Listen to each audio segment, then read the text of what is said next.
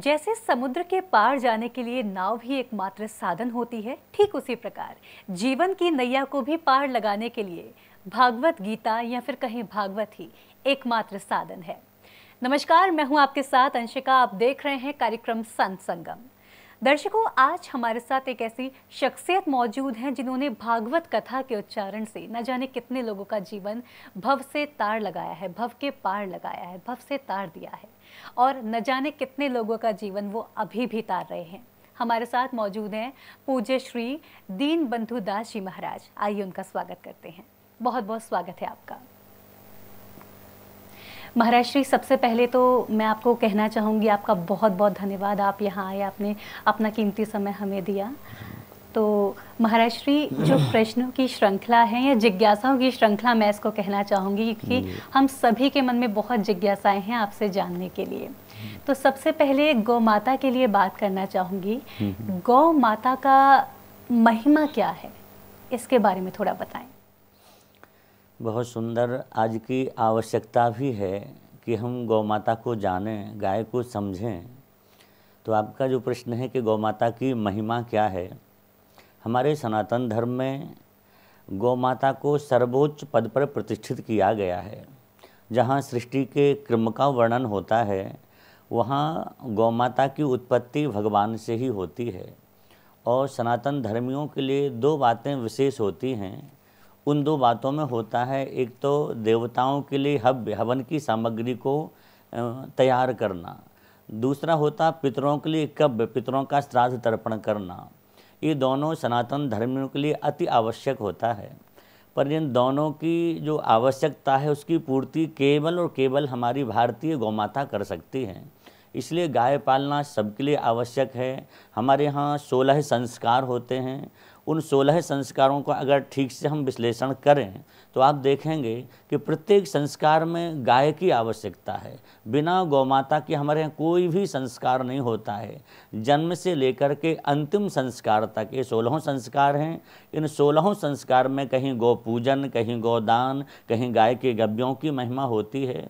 तो इसलिए गाय की अति आवश्यकता है। दूसरी बात हम कहें कि गाय की इसलिए भी आवश्यकता है, अगर हम वास्तविक सनातन धर्मी बनना चाहें, हम देवोपासना करना चाहें, तो देवताओं की उपासना बिना गाय के संभव ही नहीं है। सर्वप्रथम हमारे यहाँ आप कोई भी देव पूजन करते हैं तो दीपक जलाया जाता है। दीपक जलाना होगा तो जब तक गाय नहीं होगी तो घृत कहाँ से आएगा। आज हमारे शास्त्रों में ऐसा वर्णन है कि अगर गाय के घी का प्रयोग न किया जाए, अन्य दूसरे घृत का प्रयोग देवताओं की पूजा में किया जाता है, उस पूजा को देवता कदापि स्वीकार नहीं करते हैं। इसलिए भारतीय देशी नस्ल की गाय का घृत हो तभी हम देव पूजन का आरंभ कर सकते हैं। हमारे यहाँ देव पूजन के आरंभ में एक विधि और होती है। कहा जाता है कर्मकांड में कि सर्वप्रथम सामग्री को एवं यजमान को पंचगव्य का प्राशन कराया जाता है और सामग्री पर पंचगव्य का प्रोक्षण किया जाता है। तो पंचगव्य भी गाय से ही निर्धारित होता है।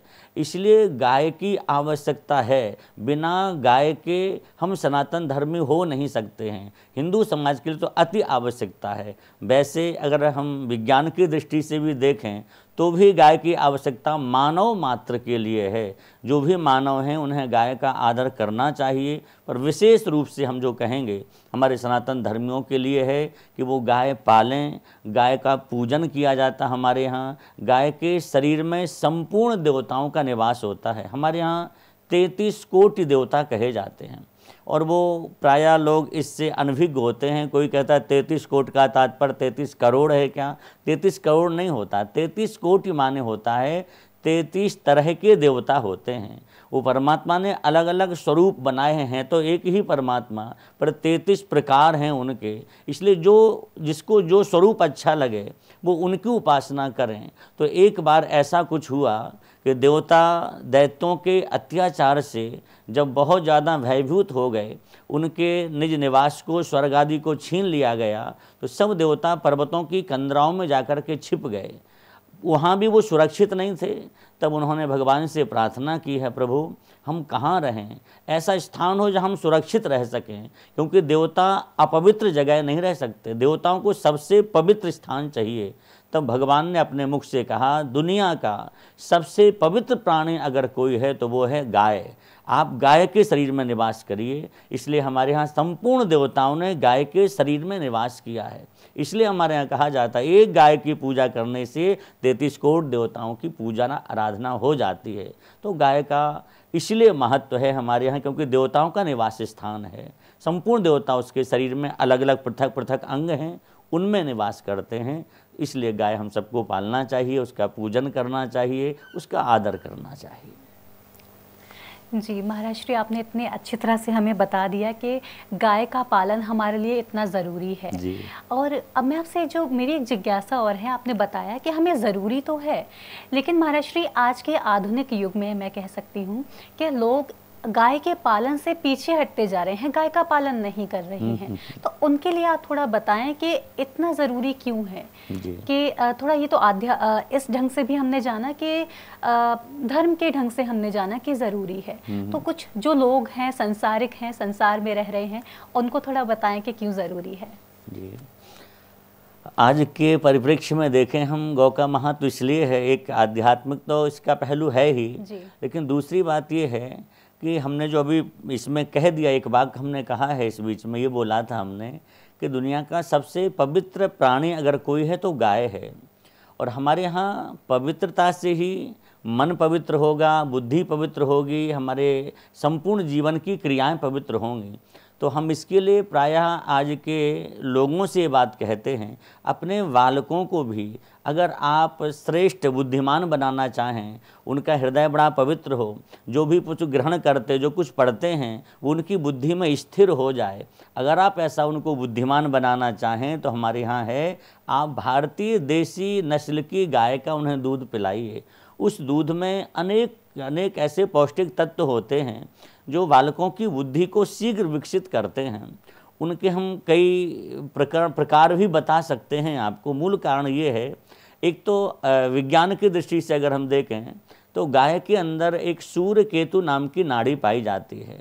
वो केवल भारतीय गाय में पाई जाती है, अन्य गायों में नहीं पाई जाती है। उसका सीधा संबंध सूर्य से होता है और हमारे यहाँ सूर्य नारायण बुद्धि के देवता हैं। अगर कोई गाय के दूध को बालक पीता है, आप इसका प्रयोग करके देखें, कोई भी अगर आप एक बच्चे को भैंस का दूध पिलाइए, एक को गाय का पिलाइए, गाय का दूध पीने वाला बालक होगा, उसकी बुद्धि उससे कहीं बहुत तीव्र होगी, बहुत प्रखर होगी। थोड़े समय में उसकी ग्राह्य शक्ति इतनी प्रबल हो जाती है कि एक दो बार कोई बात सुनेगा, उसकी स्मृति में रुकने लग जाती है। आज एक समस्या होती है, लोग कहते हैं मेमोरी पावर कम हो रहा है, हमारे अंदर कुछ हमें याद नहीं रहता, अथवा ऐसा कहते हैं कि एग्ज़ाम देने जाते, कहीं जाते हम भूल जाते हैं। हम उनसे निवेदन करेंगे, आप और अंग्रेजी दवाइयों को मत लीजिए, आप गाय के दूध और घी दोनों का सेवन करिए। आपकी बुद्धि, मेमोरी पावर इतना प्रबल हो जाएगा, इतना प्रबल हो जाएगा कि आप खुद आश्चर्य करेंगे कि हुआ कैसे। गाय के दूध, दही में, घी में वो चमत्कारिक गुण हैं, तो इसलिए भी गाय उपयोगी है। एक और उदाहरण हमने, जिससे लोगों के समझ में जल्दी आ जाए, आप देखेंगे बात बहुत ऐसी हो सकती है लोगों को लगे, लेकिन बात बिल्कुल सच है। आप देखेंगे कि गाय एक तरफ बंधी हो, भैंस बंधी हो, भैंस का जो बच्चा होता है, आप 10 भैंस बंधी हों और जब वो दूध पी करके अथवा कहीं बंधा हो, दूध पीने के लिए खोला जाए उसको, तो वो कभी इस भैंस के पास जाता, कभी उसके पास, कभी उसके पास, अपनी माँ को भी नहीं पहचान पाता ठीक से। और 100 गाय बंधी हों, आप गाय के बछड़े को दूर से खोल दीजिए, वो दौड़ के सीधे जाएगा, अपनी माँ के पास पहुँच जाएगा, क्योंकि उसने बचपन से गाय का दूध पिया है, उसमें बौद्धिक क्षमता इतनी आ गई, शीघ्र अपनी माँ को पहचान लेता है। दूसरी बात, गाय भैंस जब बच्चे को देती है, वो कई घंटों तक बच्चा ठीक से उठ नहीं पाता, 1-2 दिन उसके मालिक को उसे उठाना पड़ता, भैंस के पास ले जाना पड़ता है। और आप गाय को देखिए, गाय का बालक पैदा होते एक बार खाली गाय का दूध पी ले, 2 घंटे में दौड़ने लग जाता है।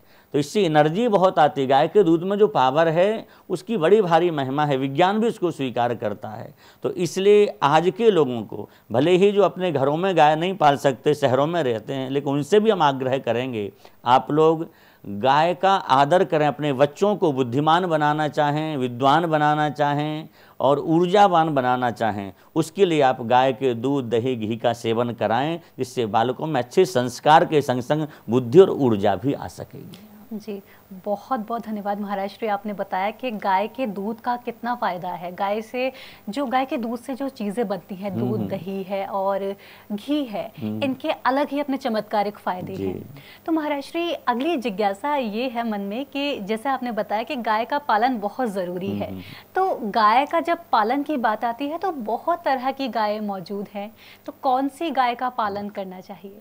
बहुत सुंदर, ये समाधान होना बहुत आवश्यक है आज के समय में, क्योंकि आज की युवा पीढ़ी गाय के नाम से केवल किसी को भी गाय मान लेती, उसे पता ही नहीं कि गाय है कौन। हमारे यहाँ गाय के जो लक्षण शास्त्रों में बताए गए हैं, तो एक शब्द कहा गया, शासितुम योग्यः गावः।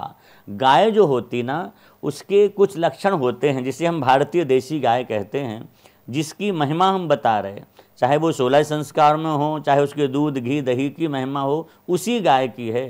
तो गाय केवल एक ही प्राणी को कहा जाता जिसके लक्षण हमारे शास्त्रों में हैं, और वो ये है जिसकी यहाँ गल कंबल, हमारे यहाँ कहते हैं हिंदी भाषा में, आगे का भाग लटकता हो, उसकी पीठ पर एक ककुद कहा जाता, हमारे संस्कृत भाषा में उसको ऊपर एक ऐसा उठा हुआ रहता है, उसे देसी गाय कहते हैं। दूसरी बात, गाय केवल वही पूजनीय होती है, बाकी जितनी गाय हैं, हम तो ये कहेंगे, अब आज के लोग उन्हें भले ही गाय कहते हों, पर हम अपनी शास्त्रीय दृष्टि से कहना चाहेंगे, उसके अलावा जितने भी जीव हैं वो गाय नहीं हो सकते, वो दुधारू पशु हो सकते हैं। गाय का लक्षण केवल देसी गाय में घटित होता है, गाय उसी को कहना चाहिए।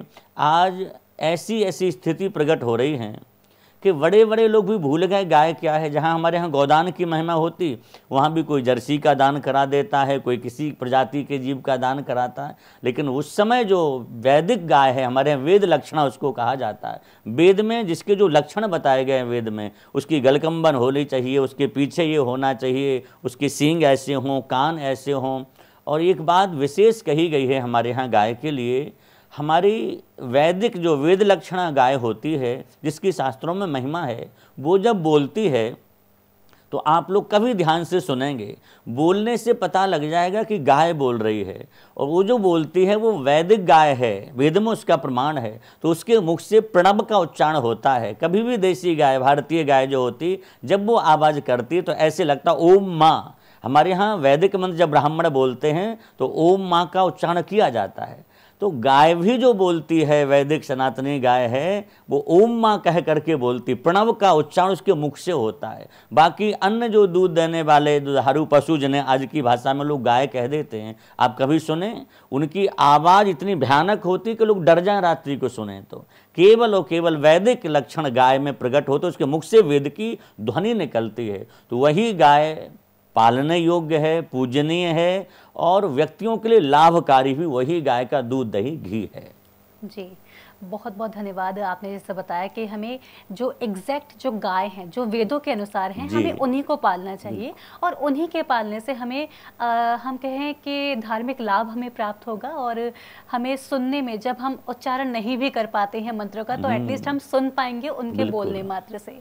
तो महाराज श्री, जब हम बात कर रहे हैं, गौ माता की बात कर रहे हैं, आपने सनातन धर्म का बीच में जिक्र किया, तो सनातन धर्म के बारे में मैं आपसे जानना चाहूँगी कि सनातन धर्म क्या है, इसके बारे में, इस पर थोड़ा सा प्रकाश डालें, हम सभी का मार्गदर्शन करें। जी, सनातन धर्म को आज बहुत लोग कह भी रहे हैं, सनातन की बातें भी की जाती हैं, लेकिन हमारे यहाँ धर्म का रहस्य बड़ा सूक्ष्म है। उसे समझने के लिए कोई श्रेष्ठ संत की शरण में जाए बिना हम सनातन का जो मूल उद्देश्य है, उसका जो मूल स्वरूप है, उसको समझ नहीं सकेंगे। धर्मस्य तत्वम निहितम गुहायाम, हमारे यहाँ शास्त्रों में कहा गया है, सनातन धर्म का जो तत्व है बहुत गुप्त है। उसे प्रकाशित करने के लिए किसी श्रेष्ठ महापुरुष जो सनातन की राह पर चल रहे हों, उनका आश्रय लेंगे तो सनातन समझ में आएगा। कुछ बातें हम सनातन की आपके सामने रखेंगे जिससे लोगों को जानकारी हो सनातन धर्म क्या है। सबसे पहले सनातन धर्म का हम वास्तविक स्वरूप देखें, उसका जो कहने का ढंग है, लोग कहते सनातन, तो सनातन की व्युत्पत्ति क्या है, हमारे यहाँ एक किस रूप से शब्द बना है। तो सीधे हमारे यहाँ व्याकरण की दृष्टि से देखें तो कहा जाता है सदा भवः सनातनः, जो सदा से है वो सनातन है। हमारे यहाँ धर्म वही है जो आरंभ, सृष्टि के आरंभ काल से चला और अंत तक चलेगा, वही सनातन हो सकता है। बीच में जो मिलावट हो जाती है अथवा कुछ से कुछ और कर दिया जाता है, उसमें परिवर्तन कर लिए जाते हैं। हम निवेदन करें, धर्म में कभी परिवर्तन नहीं होता है जिसमें परिवर्तन कर लिया जाए। आज कई लोग कहते हैं समय के अनुसार थोड़ा धर्म में परिवर्तन होना चाहिए, हम इसके खिलाफ हैं। हमारे सनातन में परिवर्तन हो ही नहीं सकता है और किसी भी धर्म में परिवर्तन की कहीं गुंजाइश नहीं है। हम एक उदाहरण आपको दें, अग्नि है, अग्नि का धर्म है जलाना। अब आप कहें आग अपने धर्म का त्याग करे, थोड़ा परिवर्तन कर ले और वो जलाना छोड़ दे। अगर अग्नि जलाना छोड़ेगी उसको कोई आग नहीं कहेगा, राख कहेगा फिर उसको। ऐसे अगर धर्म में परिवर्तन, हमारे यहाँ धर्म में परिवर्तन नहीं होता, हाँ परंपराओं में परिवर्तन होता है।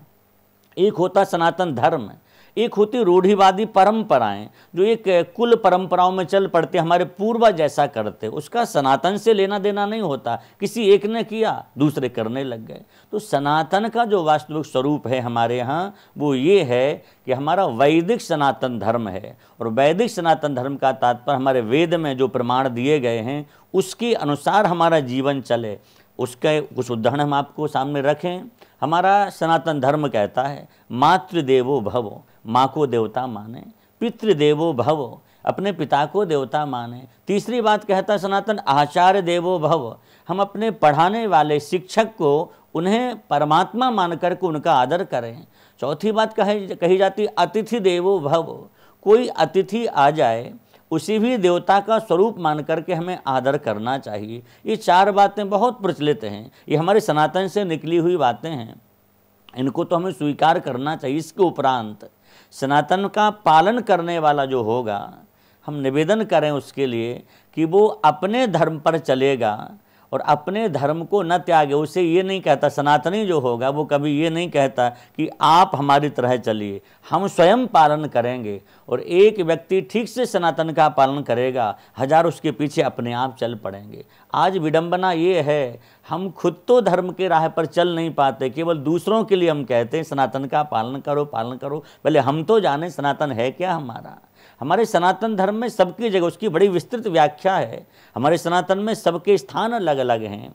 माँ का क्या स्थान है, भाई का क्या स्थान है, पुत्र का क्या स्थान है, पत्नी का क्या स्थान है। परिवार के प्रत्येक सदस्य के लिए अलग अलग स्थान दिए गए हैं। उस स्थान पर उसका आदर करना चाहिए। एकमात्र हमारा सनातन धर्म ऐसा है जिस धर्म में सबका आदर किया गया, केवल बड़ों का नहीं। हमारे यहाँ छोटे के आदर करने की बात भी कही गई है। हमारा सनातन कहता अपने से छोटे का भी किस तरह आदर करना चाहिए, वो भी सनातन ही सिखाता है।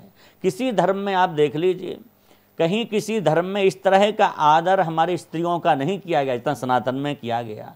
हमारा सनातन धर्म कहता है यत्र नार्यस्तु पूज्यन्ते रमन्ते तत्र देवता, जहाँ स्त्रियों की पूजा होती वहाँ देवता निवास करते हैं। हमारे यहाँ माताओं को शक्ति स्वरूपा माना गया है, सनातन में माना गया है। सनातन से जो विलग लोग हैं वो कभी भी माताओं को शक्ति स्वरूपा स्वीकार नहीं करते हैं। लेकिन आज वर्तमान में सनातन की चर्चा खूब हो रही, लेकिन सनातन के मूलभूत जो सिद्धांत हैं कहीं ना कहीं हम उनसे भटक रहे हैं। पहले उनका हम पालन करें और लोगों को उनके बारे में समझाएं। जब उनकी समझ में ये सिद्धांत आएंगे, धर्म का पालन हम बड़े स्तर से नहीं, पहले अपने परिवार से आरंभ करें। हम उस तरह से खुद जिएं, फिर लोगों को कहें इस तरह से आप जिए, तो फिर अपने आप सनातन धर्म का पालन होने लग जाएगा। यही सनातन का मूल उद्देश्य रहा है कि पहले हम स्वयं सुधरें, उस धर्म की राह पर चलें, इसके बाद दूसरे उस पर चलें। जी महाराज जी, जैसा कि आपने बताया कि सनातन धर्म एक बहुत बड़ा विषय है। इसको लोग अपने हिसाब से तोड़ तोड़ कर इस्तेमाल कर रहे हैं, अपने बेनिफिट के लिए इसको समझा देते हैं सामने वाले को कि सनातन ये है जिसका फायदा, जिससे फायदा मुझे हो रहा है मैं बता देती हूँ। तो इस तरह से इस्तेमाल कर रहे हैं जो कि हमें नहीं करना चाहिए।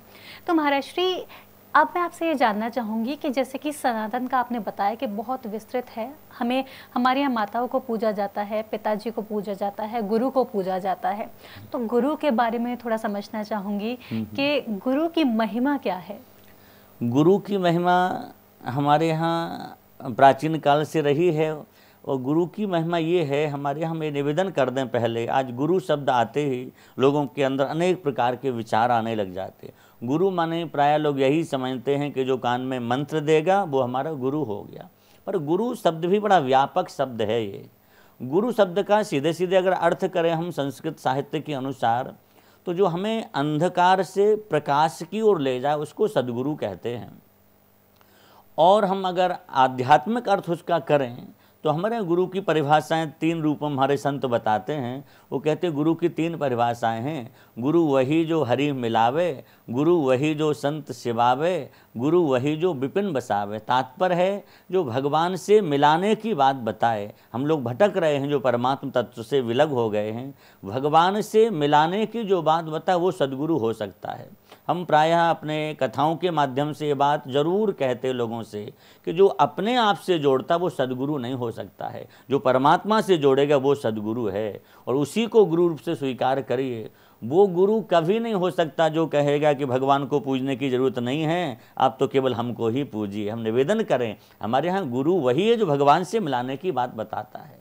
गुरु को शिष्य परमात्मा के स्वरूप में माने, उसकी श्रद्धा है, लेकिन गुरु तत्व का जो मुख्य उद्देश्य होना चाहिए वो जीव को अंधकार से निकाल के उस परमात्मा के चरणों तक ले जाए, वो संतों से मिलाए, सेवा के कार्यों में लगा दे, परमार्थ के कार्य में लगाए, वो सद्गुरु है।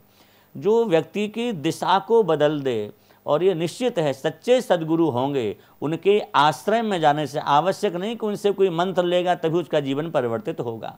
सच्चे सद्गुरु के आश्रय में पहुंचने से हजारों जीवों का जीवन परिवर्तन हो जाता है, एक अच्छे रास्ते पर चल पड़ते। तो गुरु का मुख्य उद्देश्य यही होना चाहिए कि वो जीव को परमात्म तत्व से मिलाए, परमार्थ के रास्ते पर लेकर के जाए, उसकी बुराइयों को खत्म करने का प्रयास करे। तो महाराज श्री, जैसे कि आज के समय में बहुत सारे इस तरह के गुरु हैं जो जिनके पास लोग भारी संख्या में पहुंचते हैं, लेकिन उनका जो लोगों का उद्देश्य यही होता है कि परमात्मा से जुड़े, लेकिन वहां पहुंचकर चीजें इस तरह से परिवर्तित हो जाती हैं कि वो वहीं तक सीमित रह जाते हैं। उन्हीं गुरु की महिमा में वो उनकी जो गुरु हैं उनकी महिमा में ही वो बंद कर रह जाते हैं, ये उनके मोह में बंद कर रह जाते हैं। तो इनके बारे में थोड़ा बताएं कि अगर इस तरह से कोई गुरु हमें समझाते हैं या जो आपने बताया कि अपने तक ही सीमित रखते हैं, तो वहां पर क्या करना चाहिए, वहां पर हम अपना मार्ग कैसे परिवर्तित करें? हम अपना विचार निजी कह रहे हैं, अपना विचार किसी पर बहुत ज़्यादा थोपेंगे नहीं, लेकिन अपनी बात हम कहना चाहेंगे इस पर।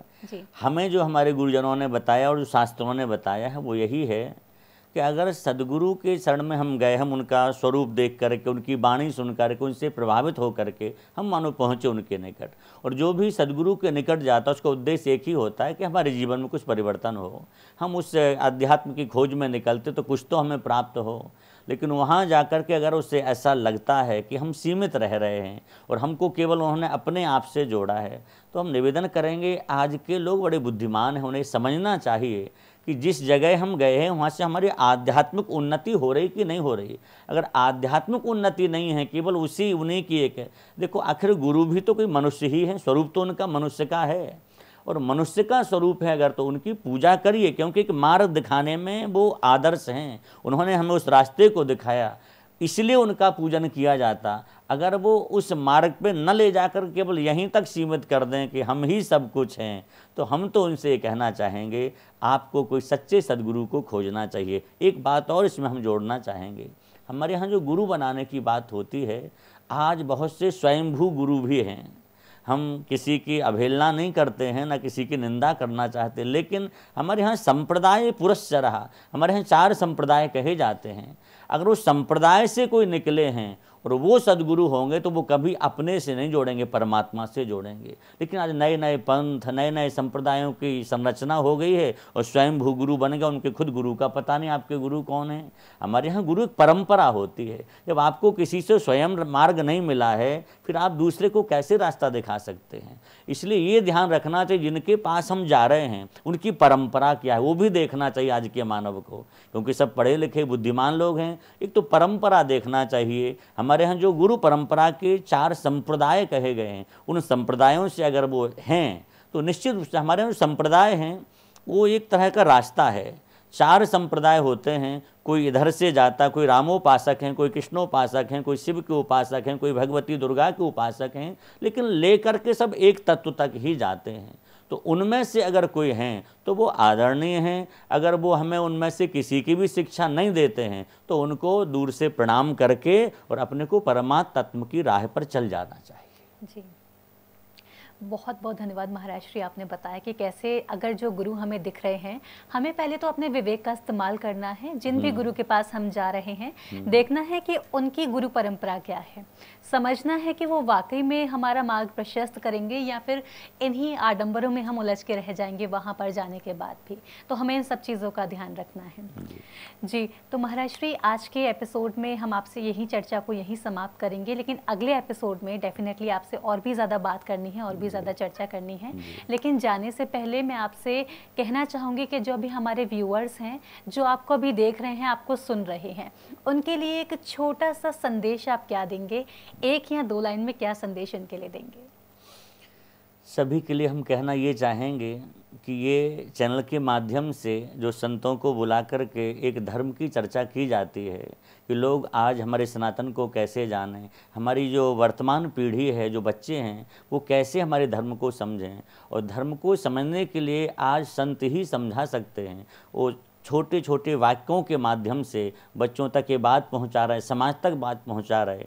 तो हम सभी के लिए कहेंगे कि आप इससे जुड़े रहें चैनल से, और ऐसे ही संतों की वाणियों को सुनते रहें, जिससे आप घर बैठे धर्म लाभ ले सकें, साथ साथ अपने बच्चों को एक अच्छी शिक्षा दे सकते हैं।